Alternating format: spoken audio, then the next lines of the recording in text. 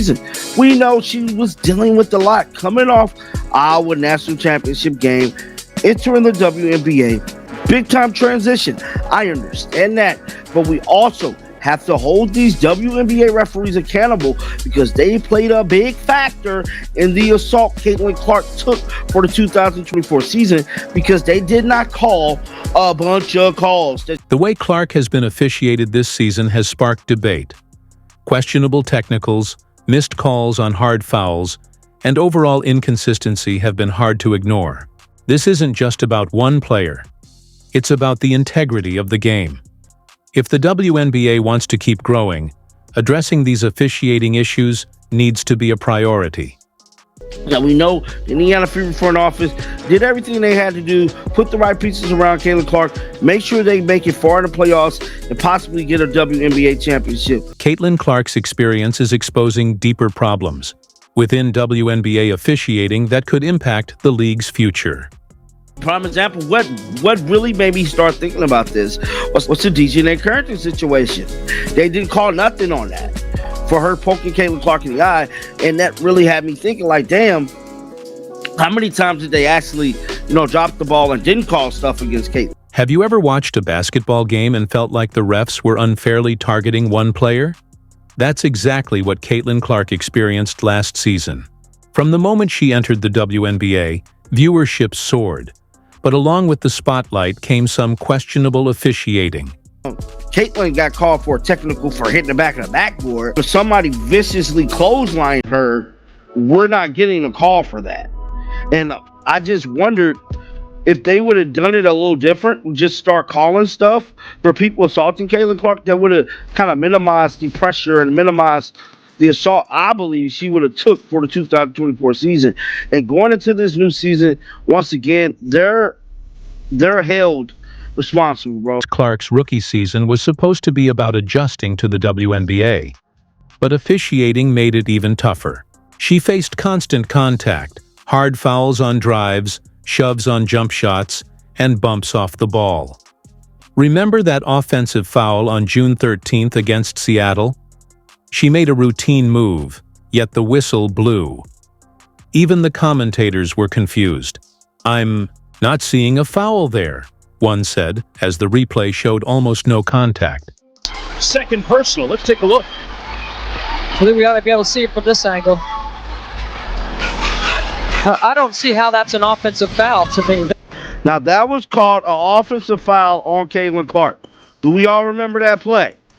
How is that an offensive foul, bro?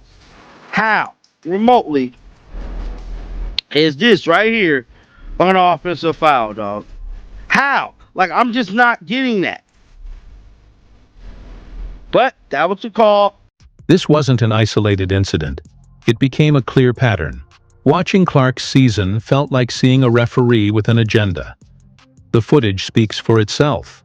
Players like Aja Wilson and Brianna Stewart made the same moves and got the benefit of the doubt, while Clark often found herself on the wrong end of a whistle. I am not letting up on them damn WNBA referees because they are the biggest haters when it comes to Caitlin Clark, bro. I know we got haters everywhere, but nobody is worse than these WNBA referees. Defenders took full advantage, bumping her on drives, stepping into her landing space, and hand-checking without consequences.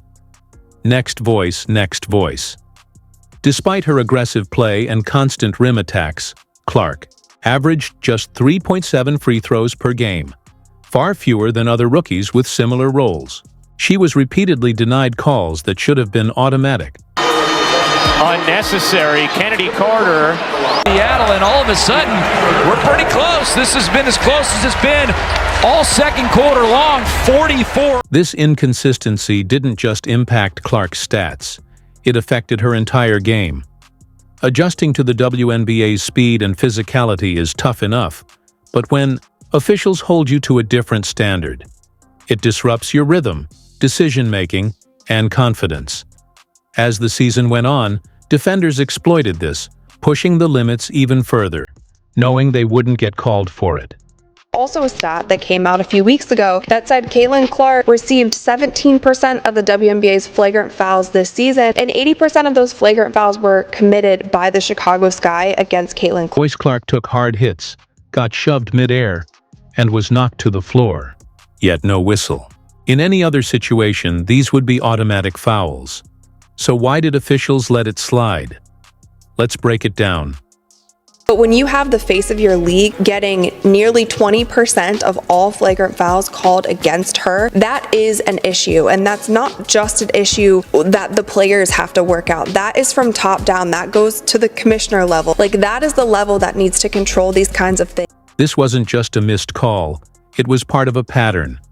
Game after game, Clark absorbed contact that would have sent any other player to the line.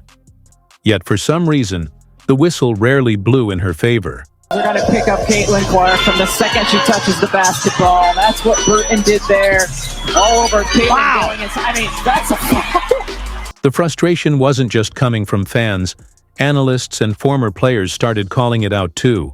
Social media lit up with clips of Clark getting hammered with no whistle, while similar plays for other stars resulted in immediate calls. The inconsistency was impossible to ignore. Next voice, next voice. That moment with Carrington became one of the biggest talking points of Clark's rookie season. Carrington body-checked Clark so hard she went flying, yet the whistle never came. It wasn't just a tough physical play, it was a blatant foul. The replay made it even worse, showing just how much contact there was. Fans were outraged, and even neutral observers had to admit the officiating was getting out of hand. She's coming down the court. Wow. It looks like Morena did that to her, bro. But that's what I'm talking about.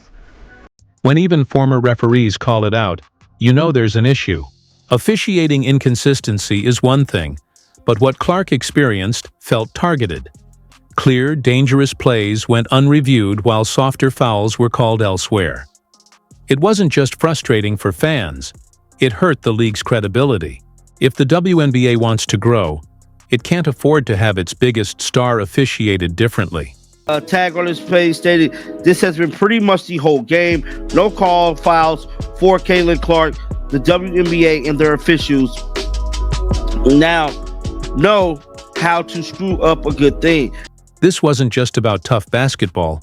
It was about player safety. When referees consistently let excessive contact slide, it sends a message that anything goes. Clark wasn't just dealing with physical play. She was left unprotected in situations that could have led to serious injury. The WNBA has a responsibility to ensure fair, consistent officiating, not just for Clark, but for the integrity of the entire league. You can see Caitlin comes off a screen here. She dribbles back to her right hand, and then she's going for the pass to Aaliyah Boston when Dejanay jumps up, seemingly looking to try to steal the ball, and then hits her in the face. Caitlin is on the ground, the ball goes in the opposite direction, and the Connecticut Sun score. The internet doing what the internet does, they found a second angle to this play, and this is where a lot of fans were saying that this was intentional. It's in slow motion, as you can see here. Dejanay is going up for the ball, she misses, and then her hand bends down like this. No one's asking for favoritism, just fairness. The WNBA thrives when its best players can compete safely. Ignoring blatant fouls doesn't just hurt Clark, it damages the game's credibility. If the league wants to grow, it must ensure all players get equal protection from officials. Need to protect your superstars, and the WNBA has not done well this entire season of protecting their one superstar who brought in more eyeballs than anyone else has ever done in the league. She should have a special whistle. Calls like this should be made, should be reviewed. People should know right off the bat, it shouldn't be the first round of the playoffs that players think that they can still do this kind of thing to only against Caitlin Clark, but against other players as well. You see compilations of them online. Not cracking down on these are going to turn people off to watching the WNBA, and it's not going to allow the league to grow and people to be more excited in players other than Caitlin. This wasn't just about tough basketball, it was about player safety. When referees consistently let excessive contact slide, it sends a message that anything goes. Clark wasn't just dealing with physical play. She was left unprotected in situations that could have led to serious injury.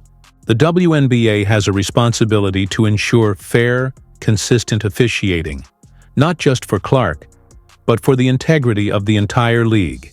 Go, air ball, and Clark wanted a foul. Felt like Bonner ran into her, but a shot clock violation. Now Bonner and Clark get into it. Oh, this is what the people was talking about with the